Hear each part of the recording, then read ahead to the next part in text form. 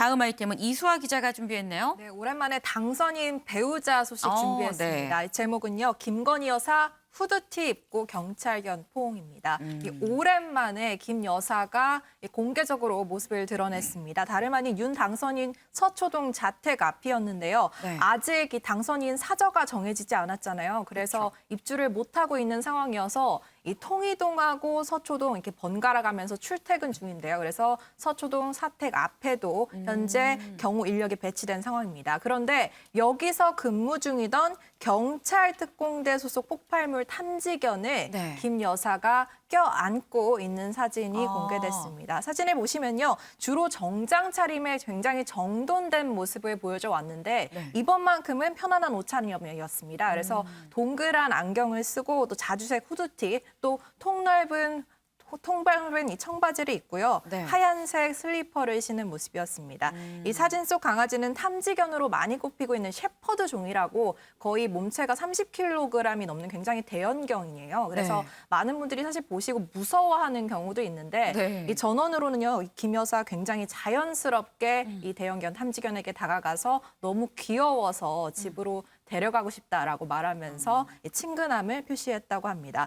김 여사가 마지막으로 언론에 노출된 게 한 달 전쯤입니다. 투표하는 모습이 지난달 4일에 사전 투표를 하는 모습이 포착이 됐었는데 그러네요. 이후에는 계속 두문불출하고 있었거든요. 그래서 이번 사진이 더욱더 관심을 받고 있는 상황입니다. 네, 사실 저 투표하는 이 마지막 모습 때 이 빨간 양말을 또 신고 나와서 빨간 양말에 빨간 이 스카프 뭐 이렇게 눈길을 끌었었는데 이번에는 후드티에 이 통넓은 바지에 네. 슬리퍼를 신고 등장을 했습니다. 근데 보면 김건희 여사가 이 말처럼 이렇게 셰퍼드가 귀엽다라고 얘기를 하는 것보다 동물을 정말 좋아하는 것 같아요. 이미 7마리 기르고 있는 거 아니에요? 네, 맞습니다. 7마리의 반려동물이니까요. 네. 만약에 취임식이 끝나고 대통령 신분이 된다면은 7마리의 이른바 이 퍼스트 패치가 탄생하는 셈이죠. 이 반려견 이름을 보자면요. 토리, 나래, 마리, 써니 이렇게 반려견이 있고요. 네. 반려묘는 악갱이, 나비, 노랑이 이렇게 키우고 있는데요. 네. 이 대중에 가장 많이 알려진 반려동물 2마리를 꼽자면은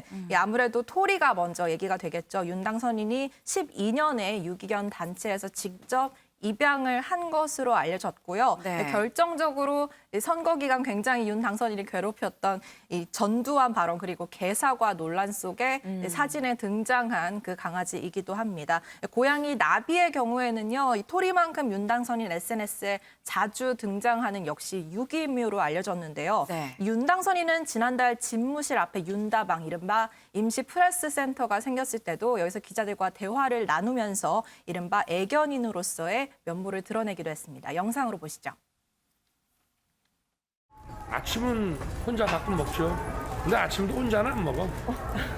강아지랑 같이 먹고. 써니랑 내가 뭘 먹으려고 그러면 강아지들이 와서 딱 쳐다보고 있기 때문에 걔네들도 좀 나눠주고. 당선인이 우리 북한으로부터 받은 강아지 있잖아요. 그 옛날에 문재인 대통령 네. 저 취임하실 때인가? 인수인계 작업이 필요하다고 하는데 지금 청와대에 있대요? 분양을 많이 했다고 그러는 것 같던데. 곰이하고 송강이는 남아있어요. 저 검찰총장 그 임명장 받으러 들어갔을 때 차담을 하는데 내 처가 그 강아지 보고 싶다는 말을 하려고 그래서 내가 발로 이렇게 찼다고. 식던 소리 하지 말라고. 강아지는 아무리 정상간 뭐 해서 받았다 해도 키우던 주인이 계속 키워야지 주인이 바뀌면은 강아지는 좀 일반 물건하고 다르죠.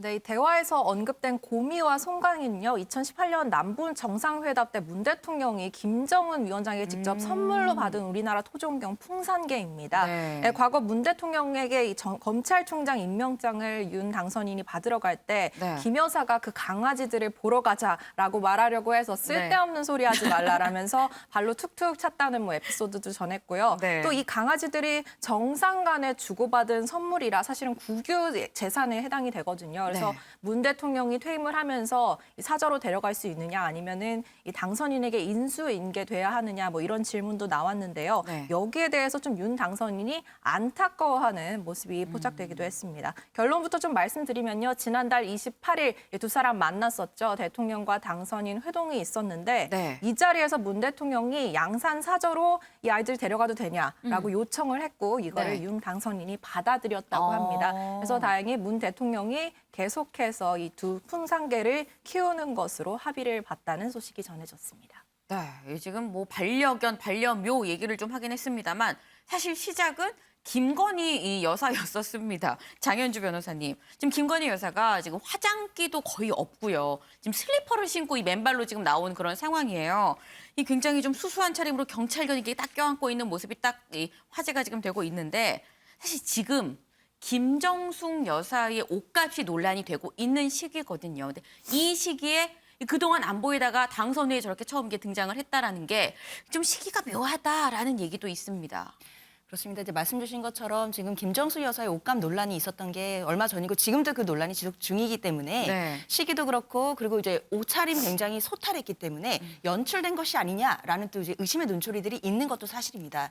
네, 하지만 이게 사진이 찍힌 곳이 집 근처라고 하거든요. 네. 사실 집 근처에서 누가 뭐 정장을 차려입고 다니진 않을 테니까요. 네. 사실 소탈한 복장을 하고 있는 것이 그렇게 이상하지는 않습니다.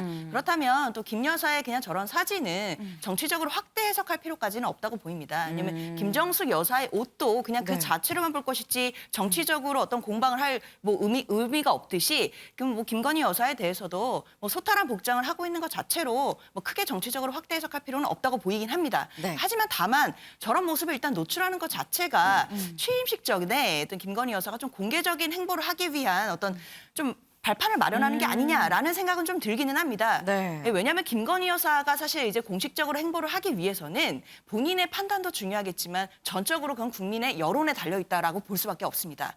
그렇다면 이제 어쨌든 취임식 때는 이제 공식적으로 이제 국민들께 모습을 드러낼 가능성이 높기 때문에 그 전에 어떤 저런 이제 사진이나 이런 걸 노출을 통해서 국민 여론을 어떻게 보면 좀 판단해 보려고 하는 또 목적도 있지 않을까라는 생각이 좀 듭니다. 네, 안 그래도 지금 장 변호사께서 지금 말씀을 주셨습니다만 사실 저 사진이 공개가 되면서 자연스럽게 나오는 얘기가 그럼 이제 김건희 여사가 본격적인 활동에 나타나는 거 아니냐, 본격적인 활동을 시작하는 거 아니냐라는 얘기가 있어요, 이수아 기자. 네, 애초에는 사실 5월 10일 그러니까 취임식이죠. 이게 만약에 된다면은 첫 번째 공개 활동이 되지 않을까라는 분석이 좀 대다수였습니다. 그런데 네. 이번 사진이 공개가 되면서 그 공개 시점, 공개 활동을 재개하는 시점이 좀 앞당겨진 게 아니냐라는 분석도 나오고 있는 건데요. 네. 오늘 인수위 아침 브리핑에서도 김은혜 대변인이 비슷한 질문을 기자에게 받아서 답변했습니다.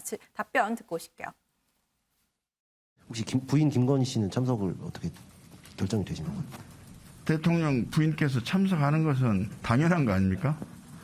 사실 공식적인 일정과 관련해서는 취임식 준비위원회에서 몇 마디 말씀은 드린 걸로 알고 있습니다. 그렇지만 그 이상의 앞으로의 어떤 일정을 하실지에 대해서는 제가 여기서 드릴 수 있는 정보는 많지 않습니다.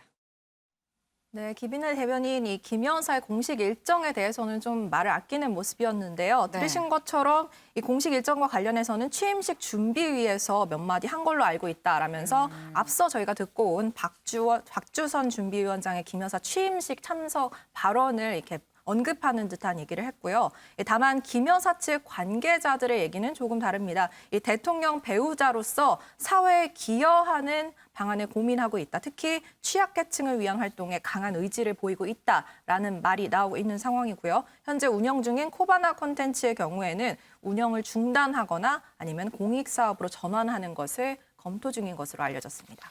네, 이 김건희 여사의 공개 행보 지금 뭐 아직 뭐 명확하게 잡히는 건 없습니다. 하지만 좀 김이 모락모락 나고 있는 그런 상황이다라고 볼 수 있는데 저희가 이제 한 달 뒤에 이제 미래 영부인에 대해서 좀 알아봤습니다. 그렇다고 한다면 현재 영부인 이 김정숙 여사 소식도 좀 알아보면 김정숙 여사 지금 옷값 때문에 이 옷값 논란으로 굉장히 좀 곤혹스러운 그런 상황입니다. 그러다 보니까 이수아 기자, 이 문 대통령 최측근이죠. 이 지금 탁현민 의전 비서관이 다시 또 나섰어요. 네, 직접 라디오에 좀 출연해서 이 김정숙 여사 옷값에 네. 대해서 브로치 좀 표범 꼬리 모양이 다르지 않냐고 네. 이렇게 반박을 하기도 했었는데 이번에는 김 여사의 옷감 논란에 관해서 7년 전 문 대통령의 금괴 보유 루머와 비슷하다면서 과거 문 대통령이 당시 금괴 소문을 직접 언급했던 영상을 자신의 SNS에 공개했습니다. 영상 보고 오실게요.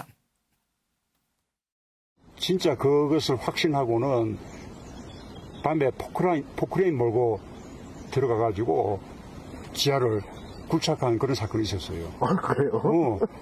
대표님은 어디에 주로 보관하십니까? 그럼 얘기해야 돼? 당신한테? 양산화상 펼쳐봐.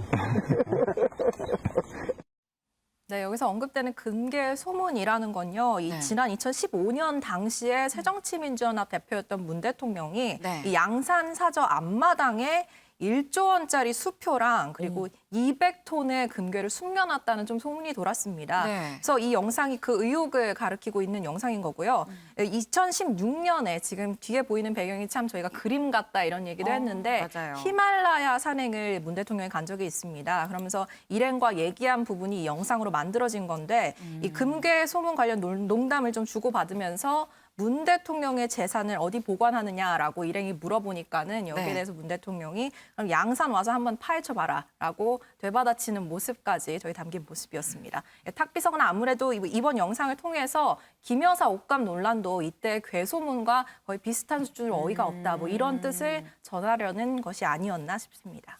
네, 이 연일 나오고 있는 이 옷감 논란에 대해서 이 탁현민 비서관만 나선 게 아닙니다. 이 박수현 소통수석도 연일 그리고 오늘 아침에도 다시 한번 목소리를 냈는데요. 뭐라고 얘기했는지 직접 들어보고 오시죠. 처음에 이 문제의 논란은 본질은 특활비로 옷값을 지불했는가였습니다.